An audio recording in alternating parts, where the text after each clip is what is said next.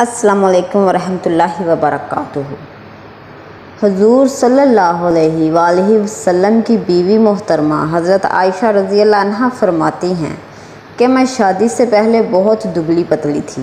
میری امی رومان نے مجھے موٹا کرنے کے لیے بہت کوششیں اور دعائیں کیں، مگر کسی دعا سے فائدہ نہ ہوا، چونکہ عرب کے لوگ موٹی لڑکیوں کو زیادہ پسند کرتے تھے۔ حضرت عائشہ رضی اللہ عنہا فرماتی ہیں کہ آخر کار میری امی جان نے مجھے کھجور کھیرے کے ساتھ ملا کر کھلایا، تو اس سے میں موٹی بھی ہو گئی اور رنگ روپ بھی نکھر آیا۔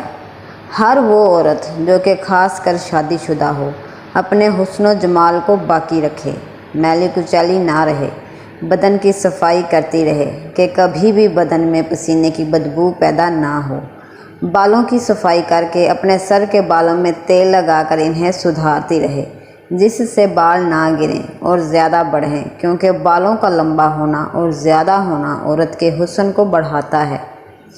اللہ کے فرشتوں کی نظر میں بھی قابل تعریف ہے۔ فرشتوں کی ایک جماعت اللہ کے سامنے عورتوں کے بالوں کی تعریف کرتی ہے اپنی تسبیح کے اندر، اور مردوں کی داڑھیوں کی تعریف کرتی ہے۔ بہرحال بدن کی صفائی ہو اور تھوڑا بہت بناؤ سنگھار عورتوں کو ضرور رکھنا چاہیے، گھر سے باہر نکلنے کے لیے نہیں، لوگوں کو دکھانے کے لیے نہیں، صرف اپنے شوہر کی نگاہ کو غیر عورتوں پر پڑنے سے بچانے کے لیے، تاکہ شوہر کا دل دوسری عورتوں پہ نہ جائے۔ اور مرد کا دل اکثر غیر عورتوں پر تب ہی جاتا ہے جب ان کی اپنی بیوی ہر وقت بھنگن بنی رہے اور خود پر زیادہ توجہ نہ دے۔